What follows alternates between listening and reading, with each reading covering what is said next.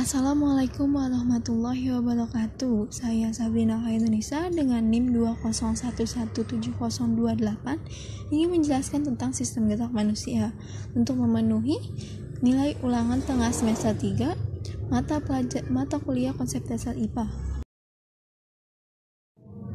Sistem gerak. Alat-alat gerak yang digunakan pada manusia dan hewan ada dua macam, yaitu alat gerak pasif berupa tulang dan alat gerak aktif berupa otot.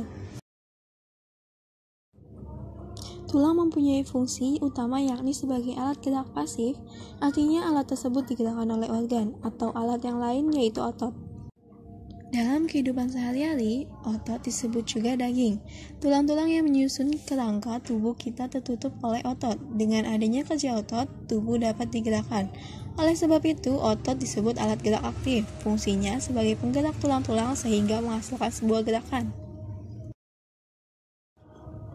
Berdasarkan jenis, otot dibagi menjadi 3, yaitu otot polos, otot lurik, dan otot jantung.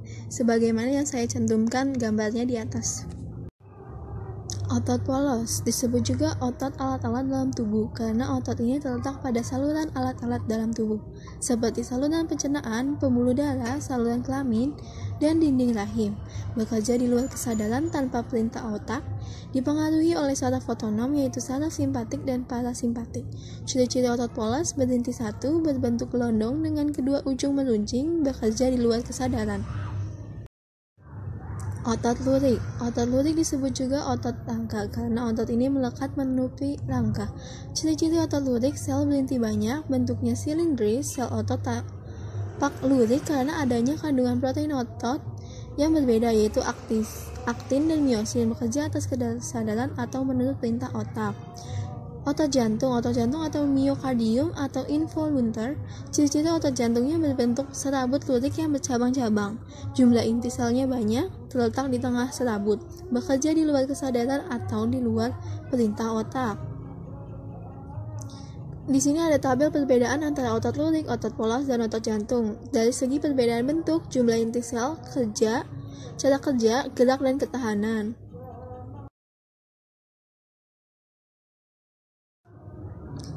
Karakteristik 1. Kontraktibilitas, kemampuan untuk memendek. 2. Ekstensibilitas, kemampuan untuk memanjang. 3. Elastisitas, kemampuan untuk kembali ke ukuran semula setelah memendek atau memanjang. Otot terdiri dari 1. Tendon, urat otot, bagian ujung otot yang mengecil. 2. Ventricle, empal otot, bagian tengah otot yang mengembung. 3. Origo, ujung otot yang melekat pada tempat yang tidak bergerak. Yang keempat ada insertio, ujung otot yang melekat pada tempat yang bergerak. Yang 5 ada discus intercalaris, bagian kas otot jantung yang merupakan batas. Sifat kerja otot untuk menggerakkan tulang diperlukan keterlibatan dua otot lurik atau otot rangka atau lebih. Sifat kerja otot ada yang berlawanan antagonis dan ada yang bersamaan sinergis.